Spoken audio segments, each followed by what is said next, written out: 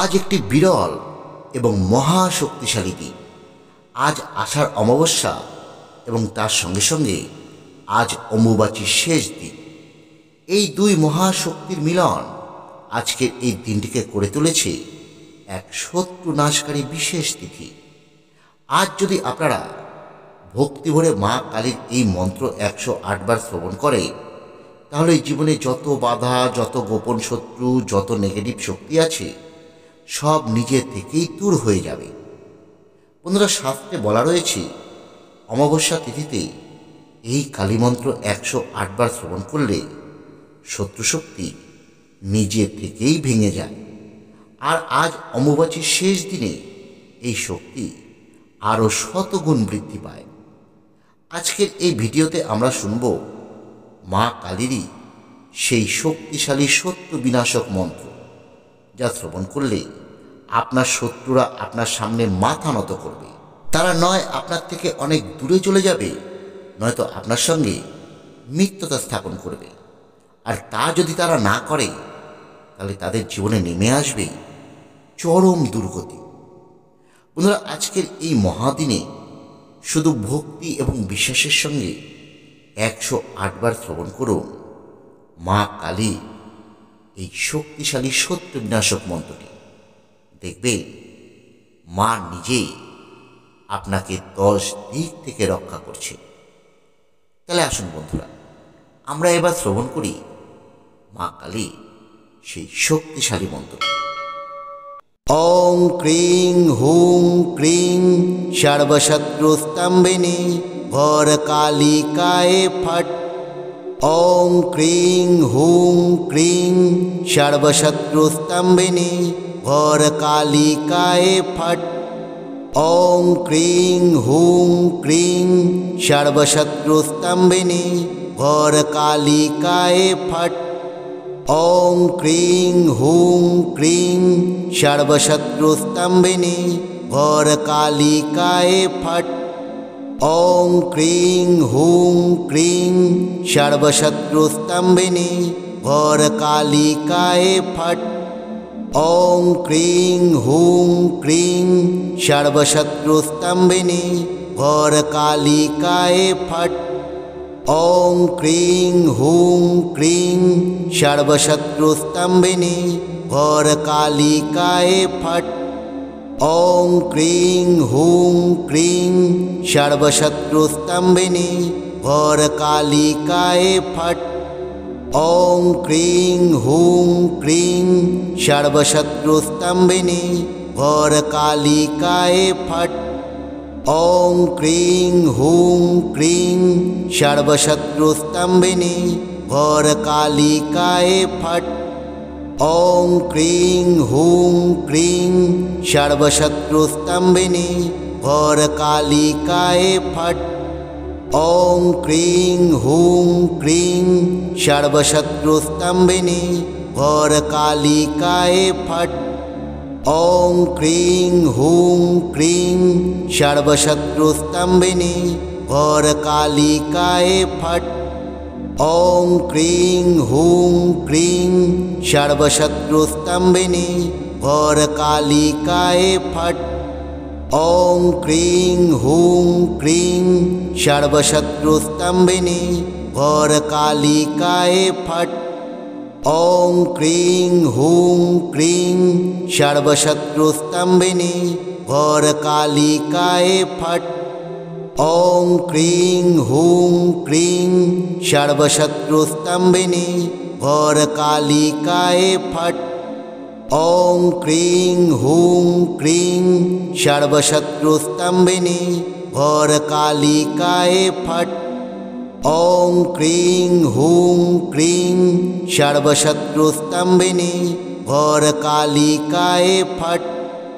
ওং ক্রিং হুং ক্রিং সর্বশত্রুস্তম্ভিনী ঘোর কালিকায় ফট। ওং ক্রিং হুং ক্রিং সর্বশত্রুস্তম্ভিনী ঘোর কালিকায় ফট। ওং ক্রিং হুং ক্রিং সর্বশত্রুস্তম্ভিনী ঘোর কালিকায় ফট। ॐ क्रीं हूं क्रीं सर्वशत्रुस्तम्भिनी घोरकालिकाय फट्। ॐ क्रीं हूं क्रीं सर्वशत्रुस्तम्भिनी घोरकालिकाय फट्। ॐ क्रीं हूं क्रीं सर्वशत्रुस्तम्भिनी घोरकालिकाय फट्। ॐ क्रीं हूं क्रीं सर्वशत्रुस्तम्भिनी घोरकालिकाय फट्। ॐ क्रीं हूं क्रीं सर्वशत्रुस्तम्भिनी घोरकालिकाय फट्। ॐ क्रीं हूं क्रीं सर्वशत्रुस्तम्भिनी घोरकालिकाय फट्।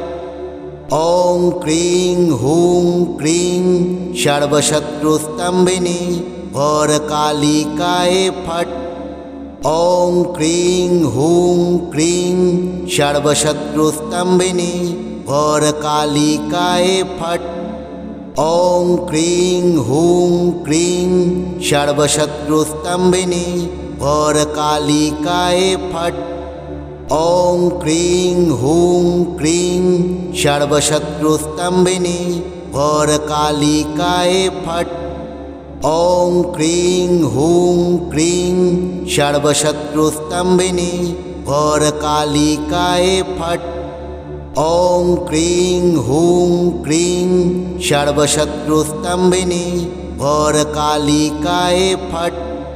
ॐ क्रीं हूं क्रीं सर्वशत्रुस्तम्भिनी घोरकालिकाय फट्। ॐ क्रीं हूं क्रीं सर्वशत्रुस्तम्भिनी घोरकालिकाय फट्। ॐ क्रीं हूं क्रीं सर्वशत्रुस्तम्भिनी घोरकालिकाय फट्। ॐ क्रीं हूं क्रीं सर्वशत्रुस्तम्भिनी घोरकालिकाय फट्। ॐ क्रीं हूं क्रीं सर्वशत्रुस्तम्भिनी घोरकालिकाय फट्। ॐ क्रीं हूं क्रीं सर्वशत्रुस्तम्भिनी घोरकालिकाय फट्। ॐ क्रीं हूं क्रीं सर्वशत्रुस्तम्भिनी घोरकालिकाय फट्। ॐ क्रीं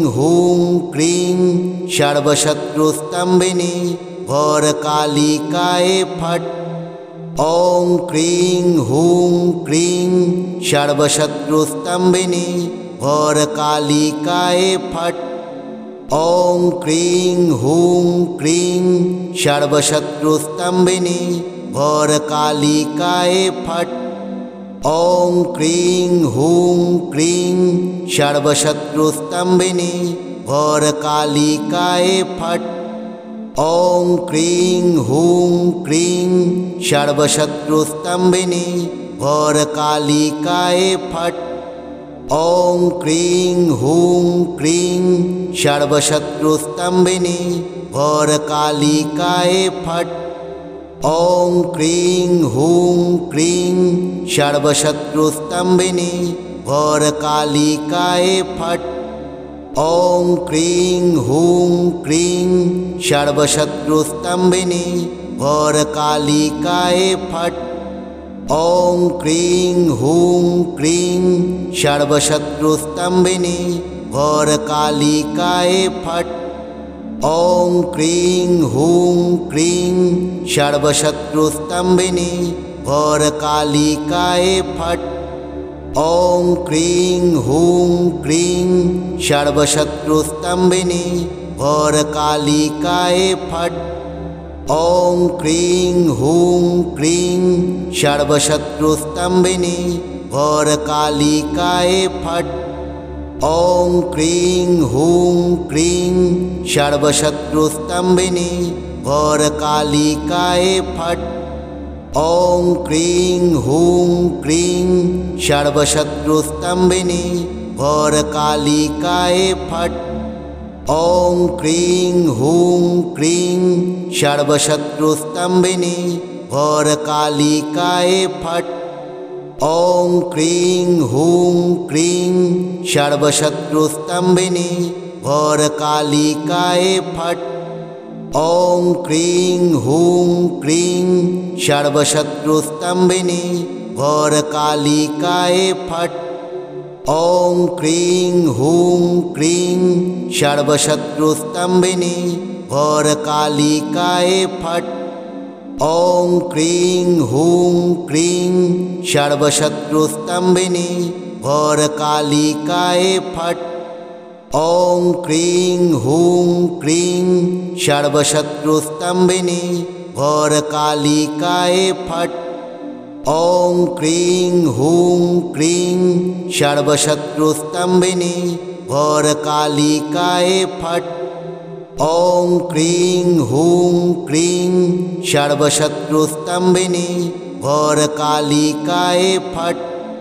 ॐ क्रीं हूं क्रीं सर्वशत्रुस्तम्भिनी घोरकालिकाय फट्। ॐ क्रीं हूं क्रीं सर्वशत्रुस्तम्भिनी घोरकालिकाय फट्। ॐ क्रीं हूं क्रीं सर्वशत्रुस्तम्भिनी घोरकालिकाय फट्। ॐ क्रीं हूं क्रीं सर्वशत्रुस्तम्भिनी घोरकालिकाय फट्। ॐ क्रीं हूं क्रीं सर्वशत्रुस्तम्भिनी घोरकालिकाय फट्। ॐ क्रीं हूं क्रीं सर्वशत्रुस्तम्भिनी घोरकालिकाय फट्। ॐ क्रीं हूं क्रीं सर्वशत्रुस्तम्भिनी घोरकालिकाय फट्। ॐ क्रीं हूं क्रीं सर्वशत्रुस्तम्भिनी घोरकालिकाय फट्।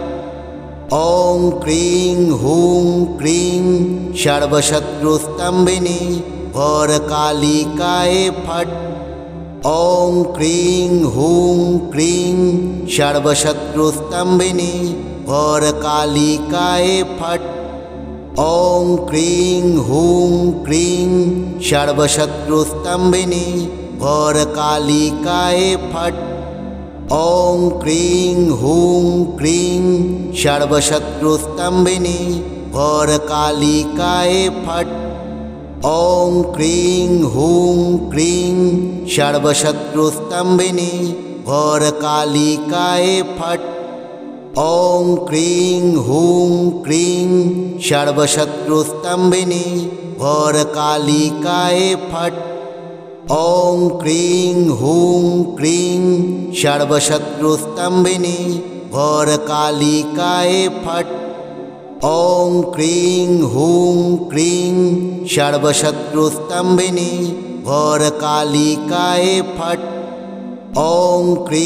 हूं क्रीं सर्वशत्रुस्तम्भिनी घोरकालिकाय फट्। ॐ क्रीं हूं क्रीं सर्वशत्रुस्तम्भिनी घोरकालिकाय फट्। ॐ क्रीं हूं क्रीं सर्वशत्रुस्तम्भिनी घोरकालिकाय फट्। ॐ क्रीं हूं क्रीं सर्वशत्रुस्तम्भिनी घोरकालिकाय फट्। ॐ क्रीं हूं क्रीं सर्वशत्रुस्तम्भिनी घोरकालिकाय फट्। ॐ क्रीं हूं क्रीं सर्वशत्रुस्तम्भिनी घोरकालिकाय फट्।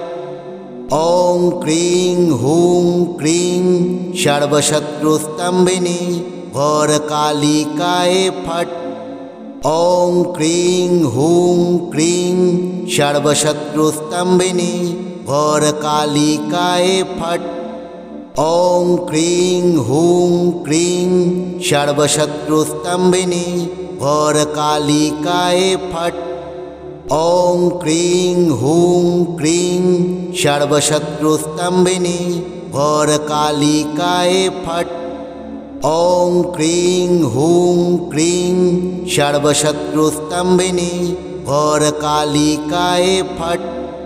ॐ क्रीं हूं क्रीं सर्वशत्रुस्तम्भिनी घोरकालिकाय फट्।